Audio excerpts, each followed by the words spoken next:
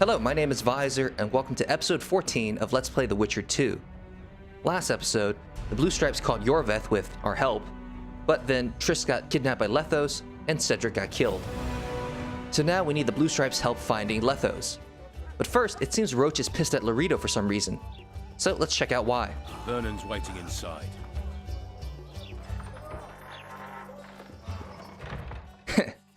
Every time I do this mission, there's a weird bug at the beginning.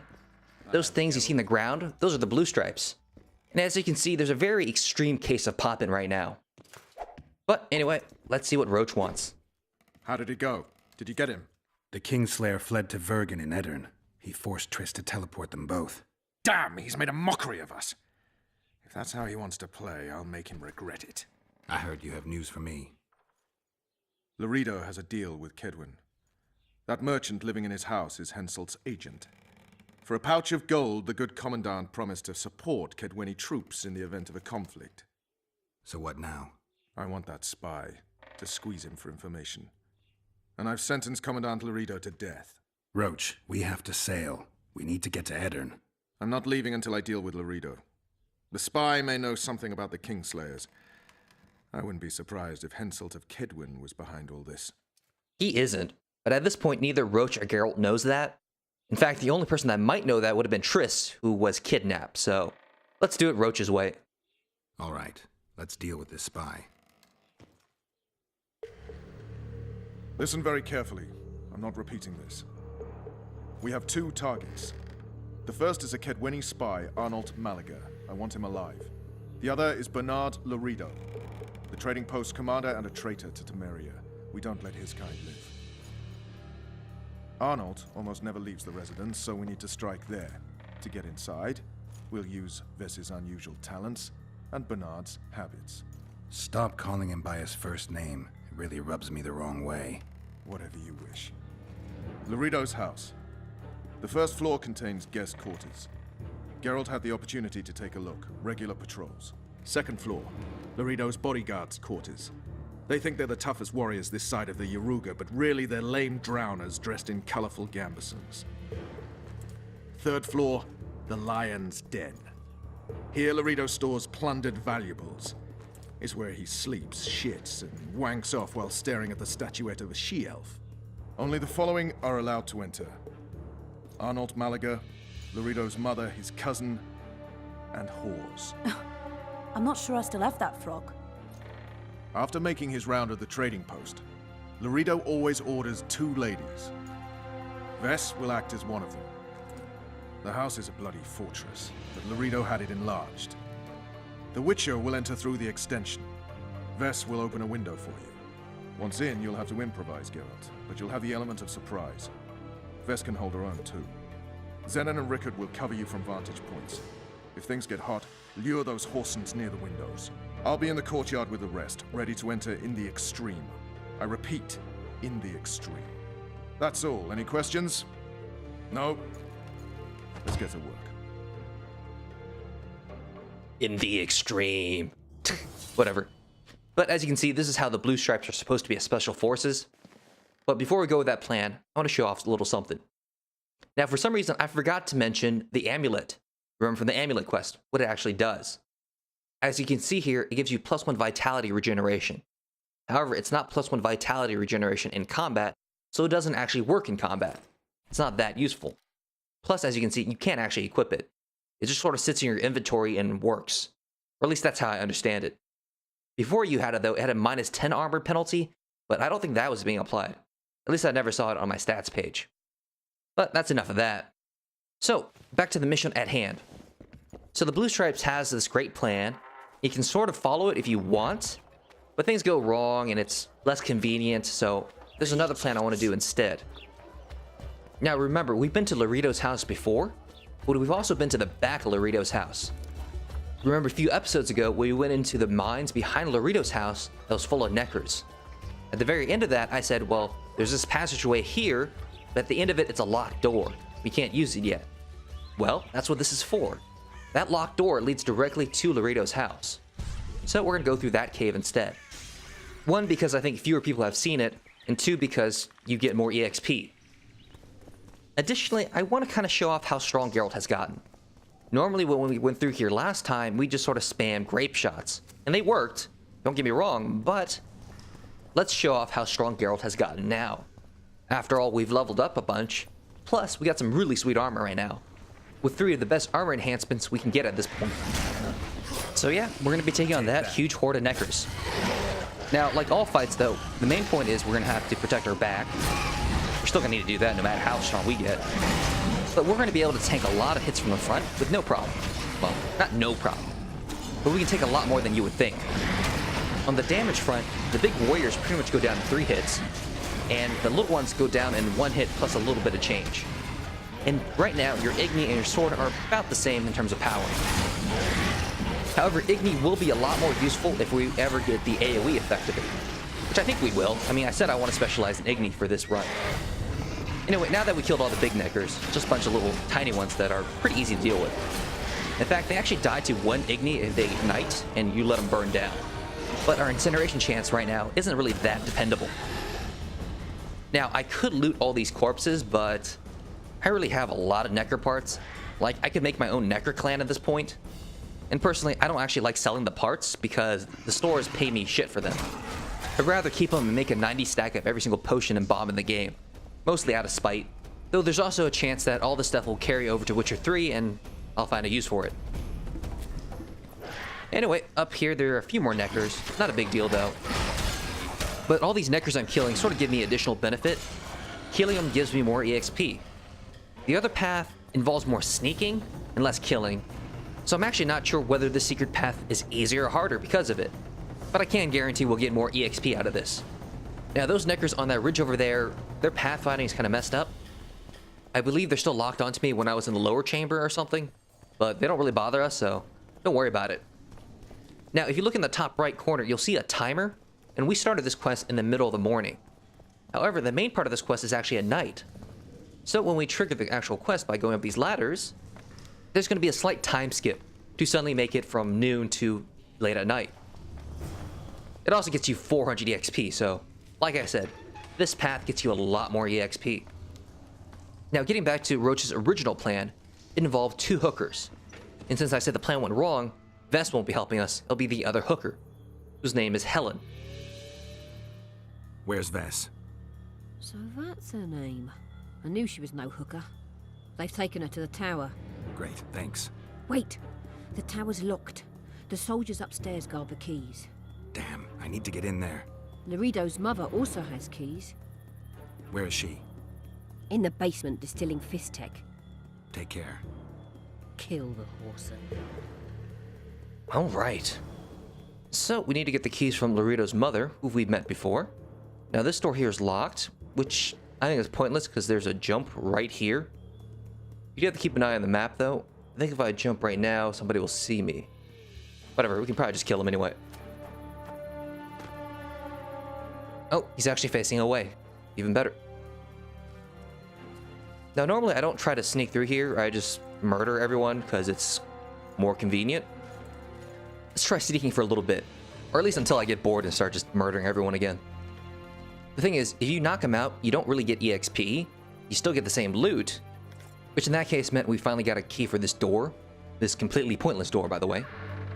So, as you can see. Plus, the whole thing about sneaking is, you have to be patient and stuff.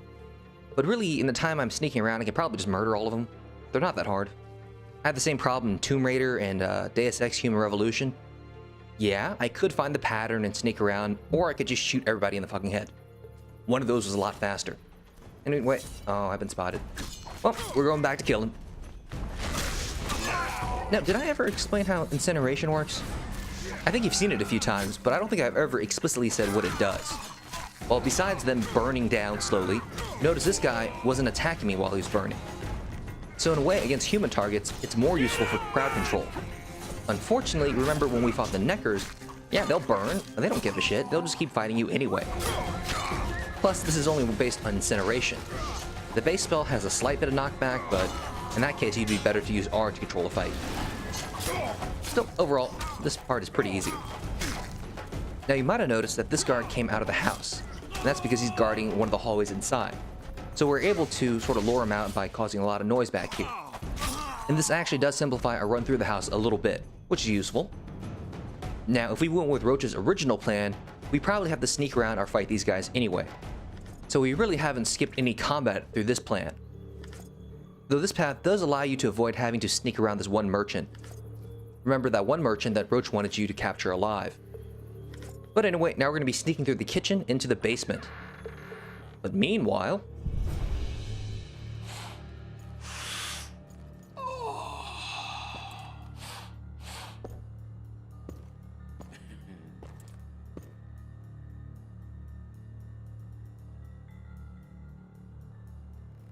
Well, it looks like somebody's in trouble.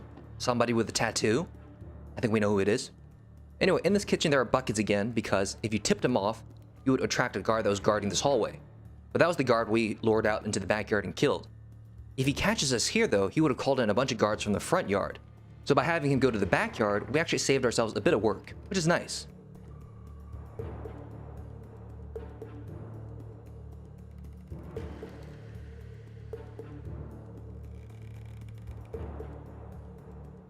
Oh. Who the hell are you? What do you want? The key to the upper quarters. I know you have it.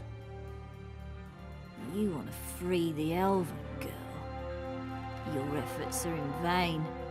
Like an Ithleen's prophecy, the seed has been planted and will soon... Shut up and give me the key. The key. The key. Where did I put it?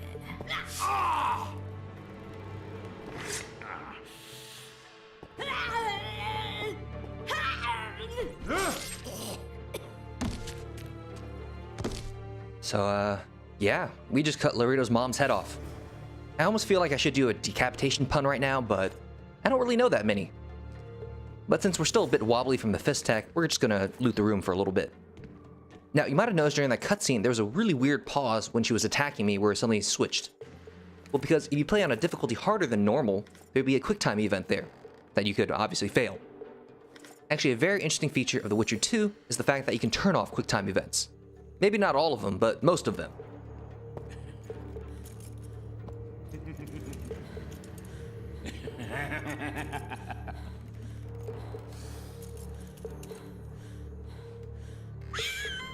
Huh. So it looks like Loredo is a sniffer too, just like Cedric.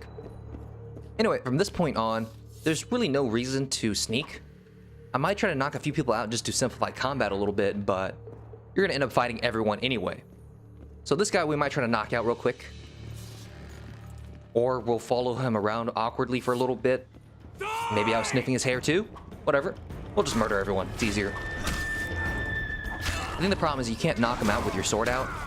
Because when you have your sword out, you're not in sneak mode, you're in I'm trying to murder everyone mode. Or at least that's how the game interprets it. So I think it still makes sense that you can knock people out with a sword in your hand. Just hit them with the back of the pommel. That should do it, right? But now that the room is clear, we can finally search this box.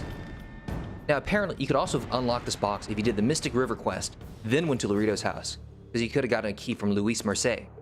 But you get to read Loredo's letter this way as well.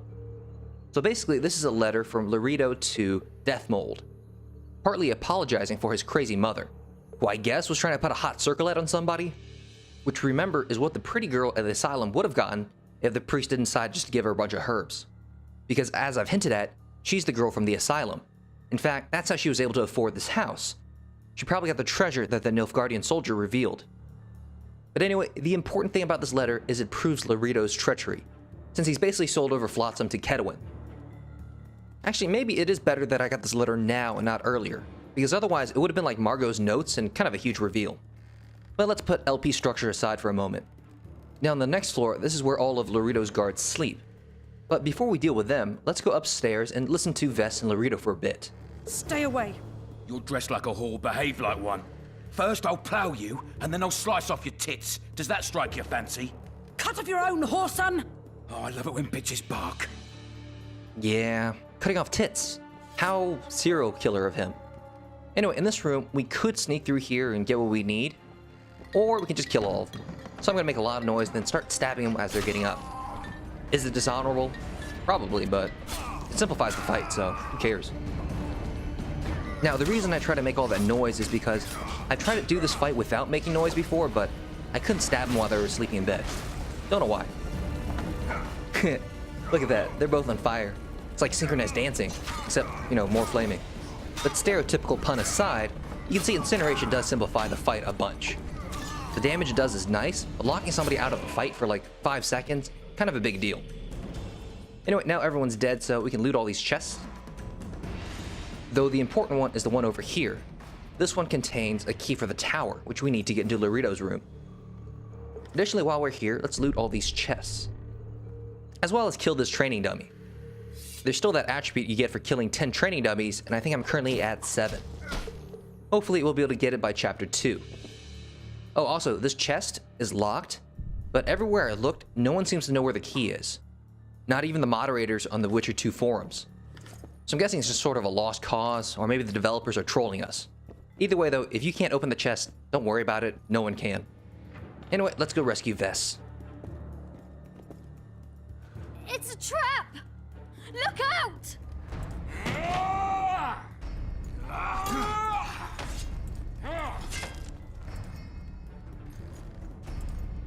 Alright, here's the final boss fight of chapter 1.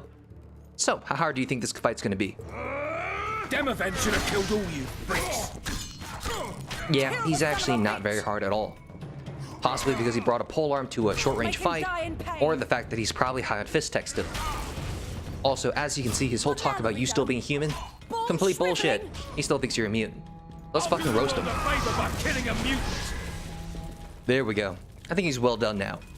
And the worst part is, this isn't actually the worst part yet. No. We see him to be a little racist, call you a mutant. Oh no, he can be a lot worse still, even though he's fucking dead. But first, let's free Vess. Thanks, Geralt. I heard something behind that door. So, let's see what wondrous prizes are behind door number 1. It might have something to do with Loredo's mother's crazy ramblings. Don't leave me here. Please. You don't look like a whore elf. My name is Morrill. What month is it? This is no time to chat. Can you walk? I'll not stay here any longer. Even if I must crawl out. You won't make it through the garden, Geralt. We must leave by the front. Lead the way. We'll be right behind you. So, what month is it? Lammas. Autumn's begun. When they kidnapped me, it was snowing. And the child's father is... This child has only a mother. When I realized I was pregnant, I wanted to kill myself. Don't say that. I am N. Shay. So, yeah. This girl was a girl mentioned way back when we first met Cedric. Cedric was talking to another elf about an elf girl that went missing, and this is her. I think you have a pretty good idea what happened to her. Despite Loredo's racism toward elves, or maybe because of it, he had her kidnapped and impregnated her after who knows how many attempts and for how long. Though in many ways this sort of parallels how Loredo was probably born, though that definitely doesn't justify it. I can't make it. I think I... Damn. Her water broke. Geralt, change of plans. But Back to the tower. I need a clean bed, hot water, and some time. We can't be disturbed. Go get help. So, yeah, now we need to fight our way out. Which is why I said it doesn't really matter whether we sneaked or killed everyone. Well, actually it does sort of matter since, you know, killing those guys beforehand simplified this a lot. Overall though, this is not going to be a tough fight. We're really strong right now and I'm really digging Igni. This is the first time I try to do a run centered around Igni and it's working pretty well. Not quite sure why that guy's body burst into flames though. That's a little bizarre. But anyway, you can hear the blue stripes fighting the guards out front, so we're gonna join that melee. Whoops, I forgot something. There we go. Now there is a take all option, but sometimes my mouse moves, so I just end up taking a few of the things. Anyway, this fight is kind of like the fight in the prologue. Usually you'll be able to just sort of backstab a bunch of people while they're being distracted by the blue stripes. But in this case, I think I have 3 guys on me. That's a little weird. That's not what normally happens. Not that it really matters though, because again, we're really fucking strong. Though I wonder how you guys want me to do my skill tree from now on. It takes about 6 or 7 levels to get to the special sign of each skill tree, so really after this point I could either work on another tree, or continue focusing on sign damage. Oh, this fight's actually almost over. Let me get this stuff real quick. You need to kill these while you have a chance, because otherwise this fight automatically ends after a certain point. Like right now. So we made it just in time. Geralt, I see we're in time. Where have you been, Roche? A little problem along the way.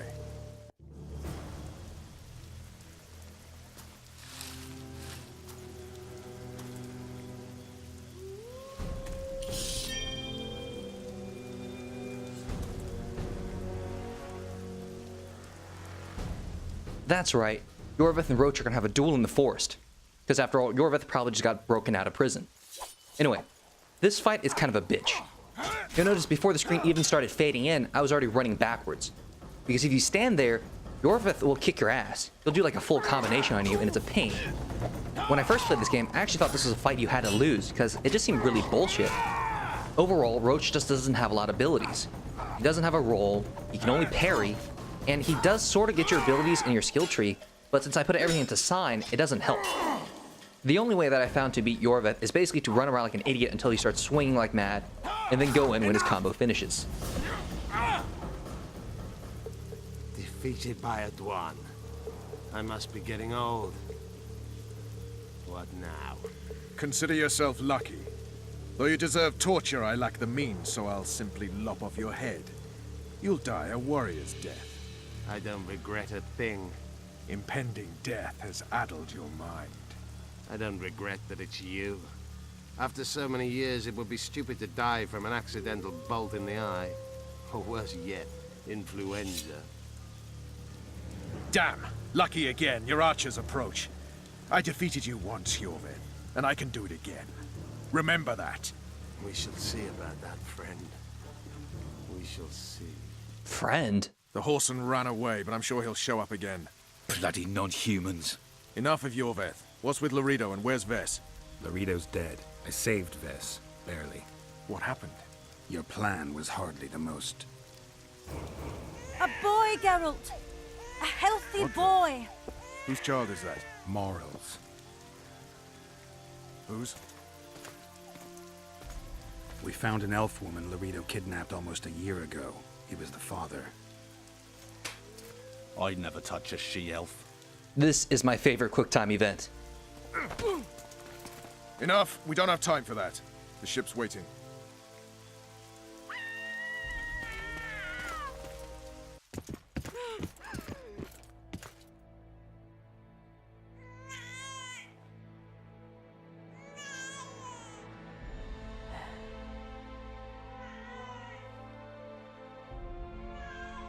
Why did you do it? Why?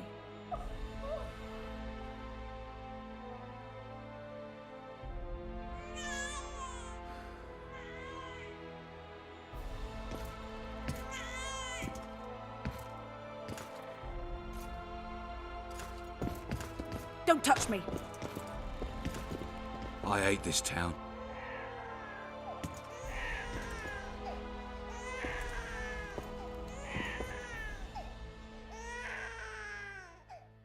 Prepare the boat. We sail immediately. What about the kid? It's not coming with us. And who in this hellhole will take in a half-breed? Saharim. Take it to Saharim in Lobenden. And make sure to tell him it's Moral's child.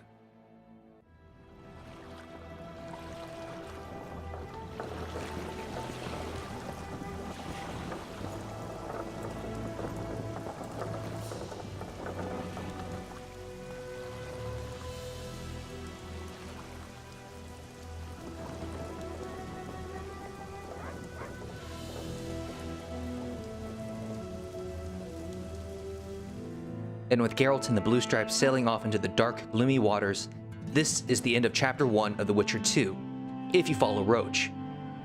I hope you guys don't mind me not talking during that last cutscene because there's really nothing to say. There isn't an appropriate joke, there's really no insight. It's just death and misery. And really, was justice served? Because yeah, sure, Loredo's dead, most of his men are dead. What the hell's gonna happen to Flotsam now? Because we've pretty much destroyed the complete defense force of Flotsam. If the elves attack, they're screwed. If the Kedwins come to attack, they're also screwed. And Temeria's already in a state of turmoil. I don't think anyone's going to come to help. But we have to put all that behind us, because next episode we're going to be chasing after Letho somewhere new, as well as getting pulled into a new conflict. But until then, thank you all for watching, and I really hope to see you guys next time.